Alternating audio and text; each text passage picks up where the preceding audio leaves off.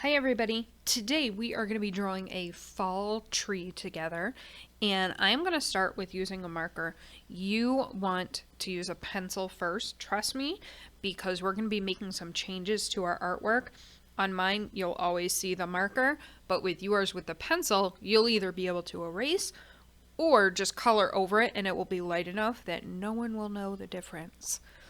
So the first thing that I am going to do is I'm going to put my hand on my paper kind of towards the top, but not touching the top, so there's still plenty of space.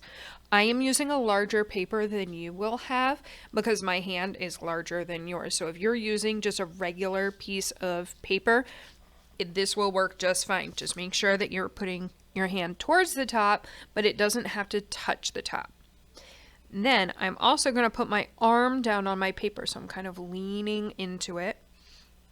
But I'm not going to start at the very bottom. I am going to start part way up my paper. And I am going to trace around my hand. Now, when I'm tracing, you'll notice that right now you can only really see the cap to my marker because I'm making sure that it's pointing straight up and down as much as possible, because this way it's not going underneath where my hand is. You'll also notice I'm going nice and slow, and I'm not moving my fingers as I trace them. So I'm really trying to do a nice, careful job.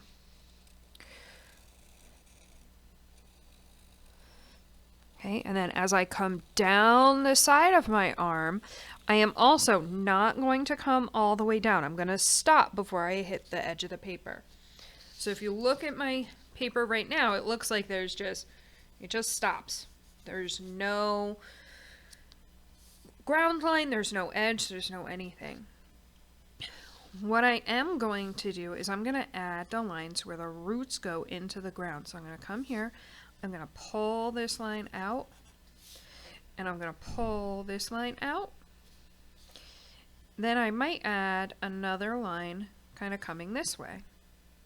Okay, so they're all kind of together in the same general area. Then from the edge of this one, I'm just going to kind of wiggle my way up, and see how I'm connecting it here? It's not connecting to where the top of that line is. I'm showing that it's kind of overlapping a little bit. And then this line, I'm going to bring it up, and then I'm going to bring it out to there. So now it looks like I have a root area that's kind of coming towards me, one going out to that side, one going out to that side. The next thing that I'm going to add is a ground line. So I am going to add it a little bit farther back than I normally would, a little bit farther up, because what I am trying to do is I'm trying to show that the ground goes behind my tree. It keeps going off into the background. So now it looks like I have this really weird hand growing out of the ground. What we're going to do is we're going to add some branches. I like using my hand to start because it gives me a great foundation for adding extra branches to it. This is why you want to be using a pencil and not a marker. So the first thing I'm going to be doing is I'm going to be pulling these out and pulling these out so that they're a little bit wiggly, but they also end with a point. Branches, as they grow, the farther away they are from the trunk of the tree, they get smaller. So that's why they're always kind of away. And maybe I'm going to make this branch turn and go, or I could make it go up and off the edge of my paper and make it look like it just keeps going. If your hand is too close to the top of your paper, yours might look like it is growing right off of the page. And that's fine. Right, so now I have some pointy branches, but 5 branches is not enough. So we are making a fall tree, so it is missing quite a bit of its leaves. Now you'll notice I'm not just making a big spiky triangle, I'm kind of making it bend a little bit, making that line a little bit wiggly. And I can make... Okay, so then I make another line, kind of following that one and getting smaller and pointy. So I am going to continue to add some more branches. I'm not going to go super crazy with it. And then I will check back and show you what it looks like. Now I have finished my branches. I have my ground line drawn, and all of this space in the background would be considered the sky. What I am going to do next is I'm going to add color to my whole entire picture. So if you remember when you were in kindergarten, first grade, some of you made a tree with leaves and the tree was already printed for you, and you colored that in to practice your coloring, and then you ripped and tore leaves to glue them on and practice those gluing skills. Well, we are going to be doing a similar thing, but this year I've added kind of that extra element that we're drawing our own tree, and we're not just tracing our hand and adding leaves on and gluing. What we are doing is we have traced our hand to start, but then we've added extra details. So I'm trying to make it a little bit more challenging for us because we are up to the challenge, and it helps your skills get a bit better. Now, if you are a friend who just wants to leave your tree plain, absolutely fine. If you are a friend who wants to add like a hole, maybe a little owl peeking out, or maybe a tire swing hanging, or something like that, if you want to add extra details to your work, you would do that before you started to color. So you are not going to color and then try to draw over it because it won't look right. So if you want to add extra details, I am never one to complain about extra details, as long as they kind of help your artwork. You don't want to go too crazy with them, because then your artwork won't really make sense anymore. So if you stick with kind of a fall theme, it will help your artwork look amazing. So I'm going to keep coloring, and I will check back in when I am all finished with my coloring.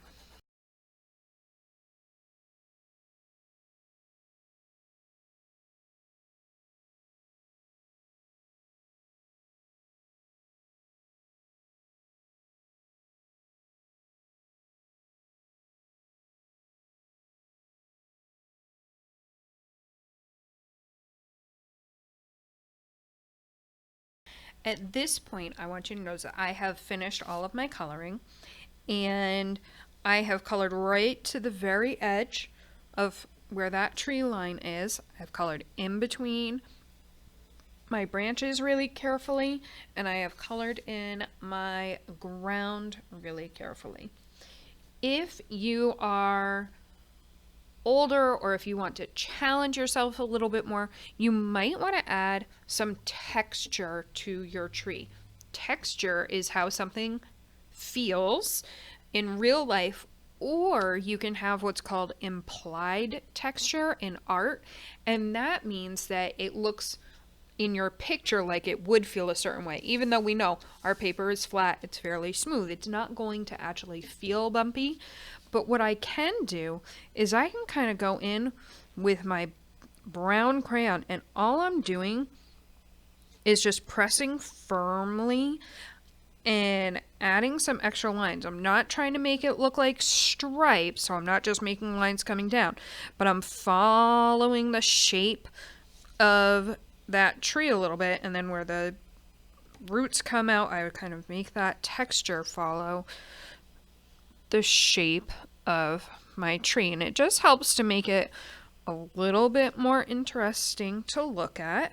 You can add a little bit of shadow and value by pressing firmly down in here where that root overlaps. Okay, so and this is just crayon, there are absolutely ways that you can go above and beyond with the materials that you have, and kind of think about, hey, I'm expected to do this assignment, but how can I push myself just a little bit more and I can just kind of add some shading and value and texture, so make it look like it would have those ridges along the tree, because some trees really do have a beautiful texture on their bark. The bark is the protective part, and some trees are more smooth. Some trees are more gray, some trees are more brown. I tend to always make mine brown just because that's in my head, that's how I picture them.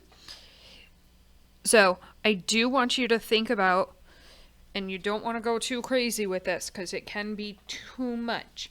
So I think this looks pretty good, so I'm going to stop adding texture, maybe a tiny bit up here. There we go. Now I feel better. So that is one way that you can kind of push yourself a little bit further, is by adding some value, by adding a darker spot and having that texture to your tree. So the next thing that we are going to do is we are going to start adding leaves to our tree. And how we are going to do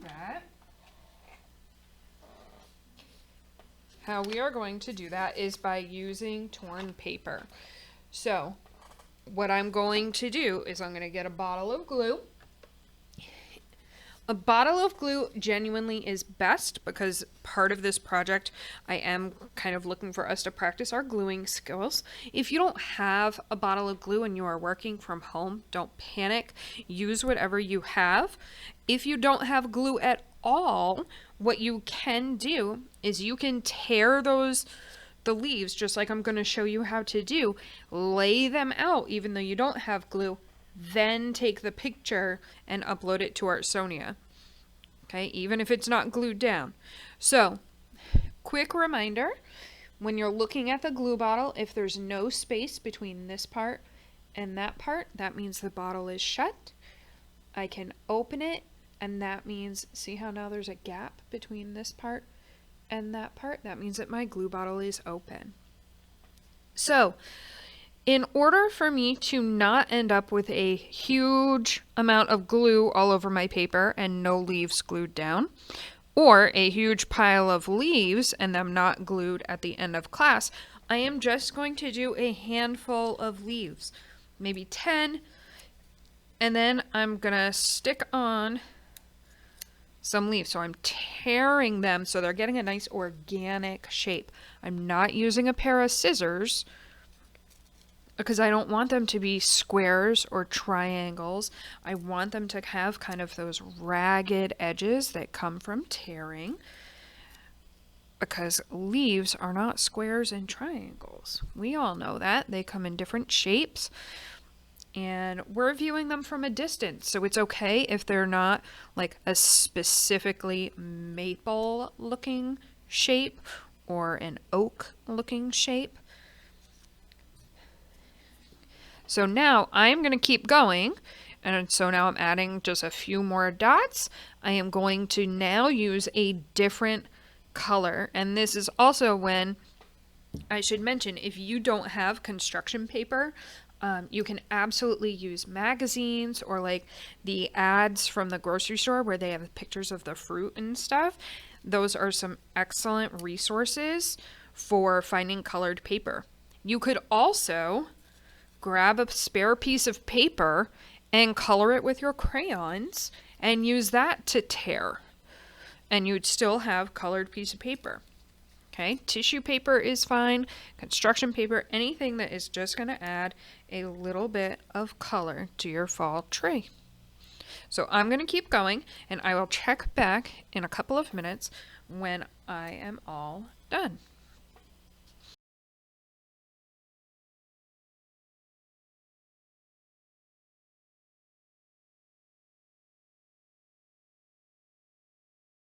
Alrighty, at this point, I could call this done. This really would be the absolute minimum of leaves on my artwork.